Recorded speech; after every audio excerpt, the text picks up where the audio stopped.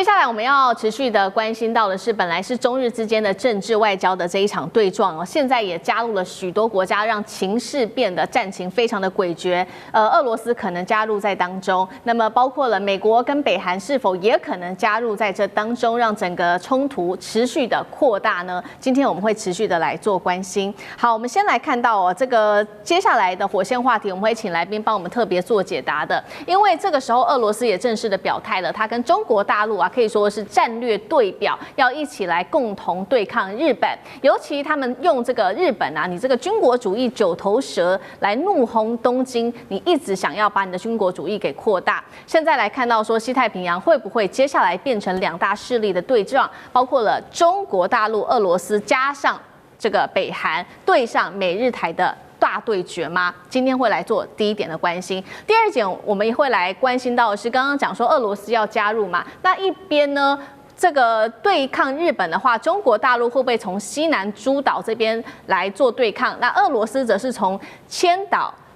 这个群岛这边来做对抗，如果是这样子的话，东京正在面临的是70年来最大的战略压力吗？最后我们也会来关心到是中俄的巡联。大家在看，不是演习，是预演吧？因为现在各种武器都出动了，如果真的开战了，中俄还会亮出哪一些更狠的武器？今天就军事战略面，我们会做一层比较深入的分析。赶快来看到的是中国大陆的外交部官网是突然抛出一个震撼弹，是什么呢？在外交上有了一个大动作，也就是中国的外交部长王毅跟俄罗斯的国安会秘书长绍伊古现在正在进行的是中俄第20轮的战略安全磋商，双方这个话也讲得非常的直白，官方也毫不掩饰的直接说，中俄现在是就日本的问题进行战略对表，已经达成了一个高度的共识。绍伊古干脆就直接呛了，你日本的军国主义九头蛇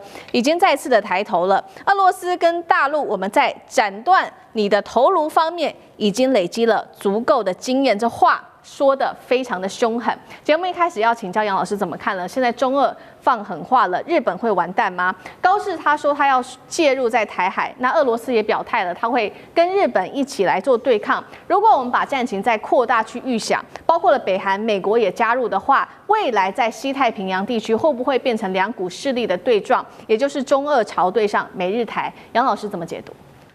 绍伊古讲军国主义九头蛇，那要斩断其头颅方面已经累积了足够的经验，这个其实有一点感觉上在呼应，中国大陆驻大阪总领事薛健的谈话。虽然薛健当时是收回了这个发言，他也沉寂一阵子，他最近又开始在转载就是中国驻日本大使馆的一些这个发文。我觉得中俄之间针对这个问题是在一方面在外交上，在战略上寻求一个就是相互的共鸣跟支援。那特别针对日本，他的发言到后来又谈到了旧金山合约，不要忘记苏联现在俄罗斯当初也没有参加旧金山合约。对苏联、对俄罗斯、对中国而言，他们其实对旧金山合约对他们讲没有什么太大的意义，而是之后中国大陆跟日本签的中日联合声明以及相关的4文件，延续的开罗宣言到波茨坦宣言。所以，虽然高市是后来又回到了说中日联合宣言的立场不变，可是呢，比较是那种便宜式的说法，也就是说我们尊重理解，连这几个字都不讲，只是说立场不变。所以大陆这边还是非常的不满意，希望他能够撤回，希望他能够真诚的面对他讲错话所造成的影响。是这个时候引俄罗斯的这个共鸣来支持，同时你看到在东海上面的这些超过90艘、上100艘的军舰的集结，我觉得事情还是不可以小看因为你会觉得说，没有什么其他的经济制裁或者是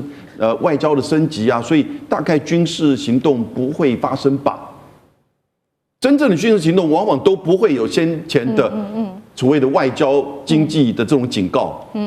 历史上大概都是如此。对，那一步一步累积的那通常大概都是一个可能要准备打大战。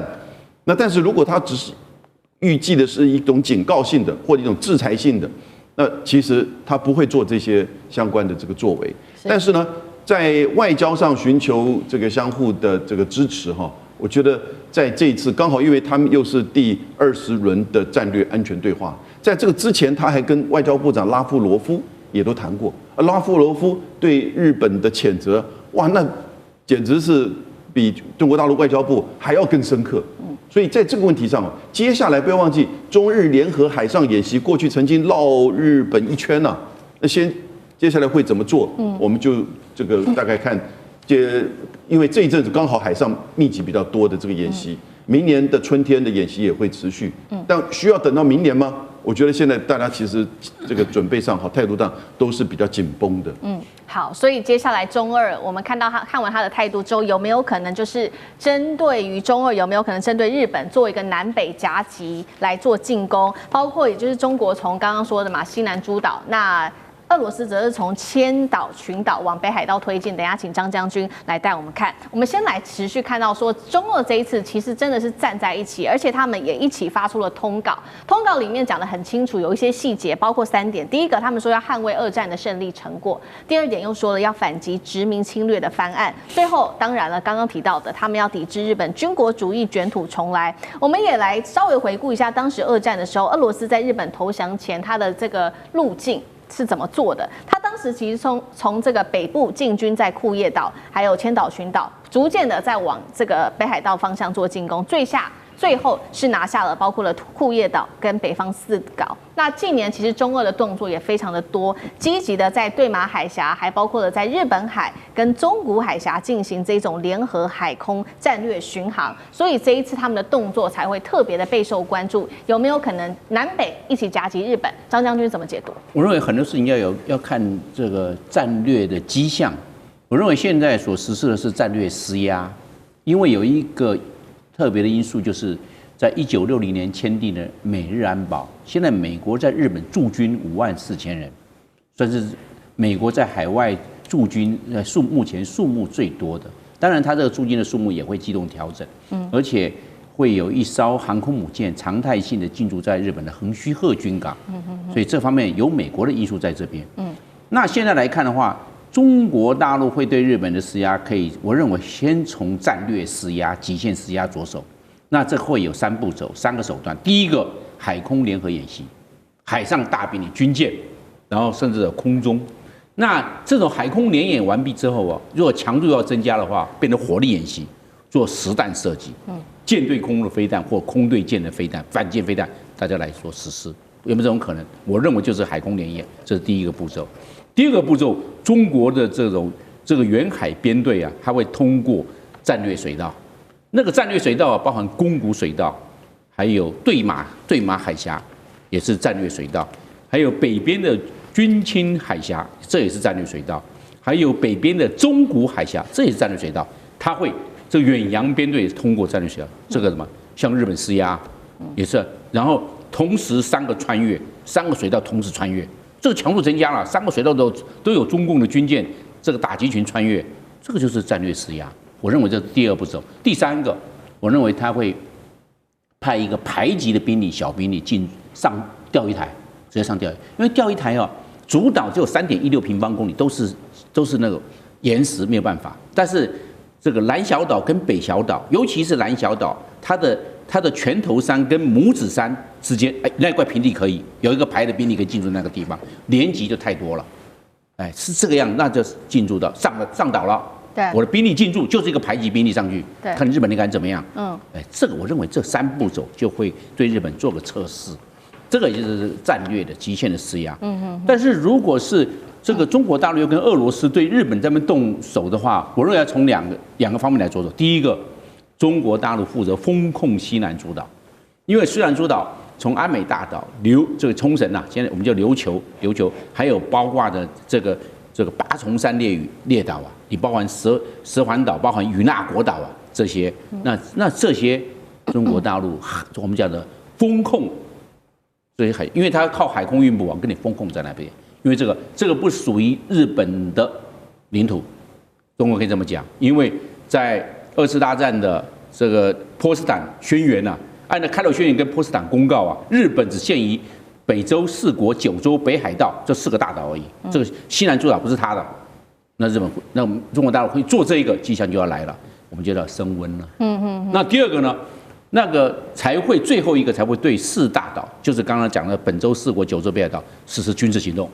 这是最后。所以我们看它会这个层次，它会慢慢升高。那慢慢升高的话，那就会中国大陆跟俄罗斯啊，如果在共同联合来实施军事行动的话，当然俄罗斯从这个北方4岛就下来了。对不对？北海道，对，还有我们讲到的本州的北边，那中国大陆才会对4国、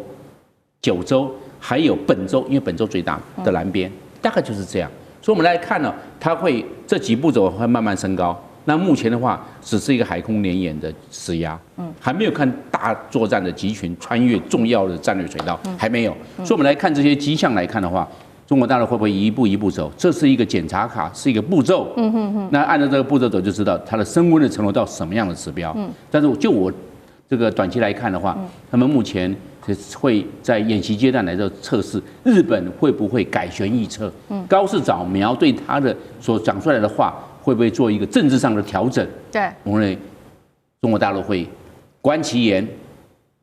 听其行。是，听其言，观其行。好，现在看起来中俄之间都还只是针对日本做这个战略上面的施压，给日本一些的警告。但是有没有可能接下来变成一个真的动手军事行动，从南北中俄一起做夹击，变成一个真正的战事哦？这恐怕就一触即发，我们都要持续的来做关心。刚刚讲到嘛，所以说中俄目前都是战略施压。过去我们看他在做这种联合海空巡航的时候，有哪一些重要的武器有做出动？等一下我们都会一起来请厉将军帮我们做评估，包括了说如果美国也一起来帮助日本的话，双方真的打起来，可能会发生什么样的事情？我们先来看到过去中俄到底出动了哪一些主力的一些武器，那包括了从海上我们做解读，还有空中我们也来做解读。我们请导播来 cue 一下下面这些武器的图片哦。过去登场的主力，我们先来看到海上，中国大陆出动了哪一些？包括它的052D， 还有呢它的这个054A 的护卫舰。那俄罗斯海军则是有闪电级护卫舰。接下来我们来看到一字排开这个，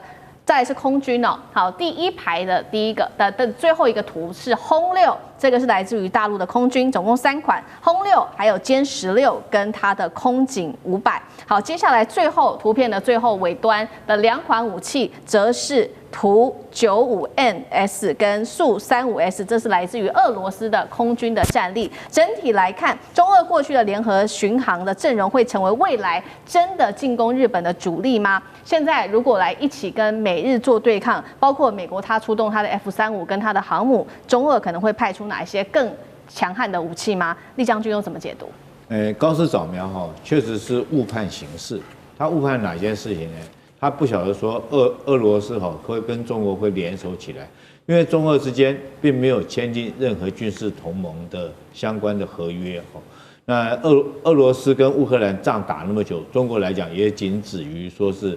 买他的石油而已，并没有实际上面派兵去支援，甚至于连这个武器卖给俄罗斯都没有。所以这是第一点，让高市早苗误判的。但是这次来讲的话，那你讲出这种话，我们看到反而是当中国对日本要动手的话，反而是俄罗斯主动跳出来要替中国撑腰。绍伊古是何等的人呢？绍伊古现在是国家安全会议主席，等于是我们国安会的这种秘书长这种角色。但是他之前是什么呢？他之前是俄罗斯的国防部长。俄乌战争刚开始的时候是他在指挥战争的，所以他并不是文人的秘书长，而是他是一个具有实战经验的一个这国安会的主席。所以在这种状况下，当然日本来讲的话，我认为他第一个低估了形势，而且我觉得绍伊古讲的话非常的重。他认为军国主义9头蛇，他用到这么重的话来形容高市早苗。大家要知道，日本在这个东亚这个地区来讲的话，长期以来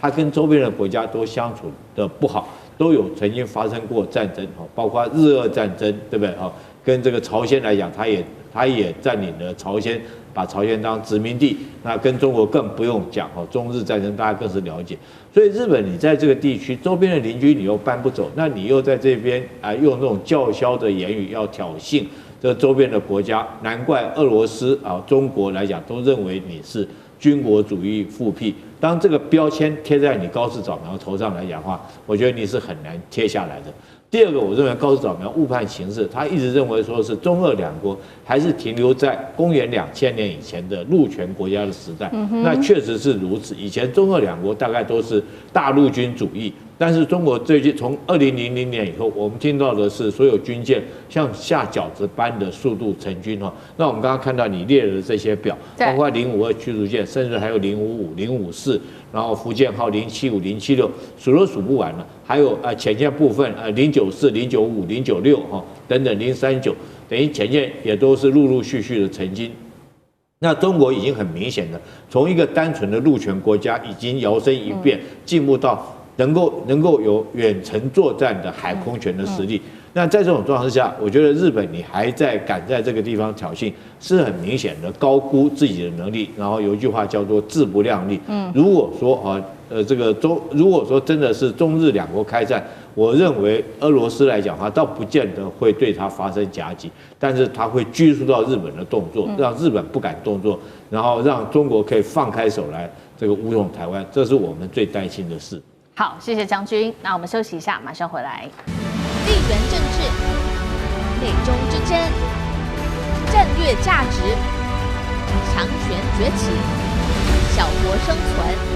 现在与未来洞悉事件走向，掌握世界脉动，全球观点尽在环球大战线。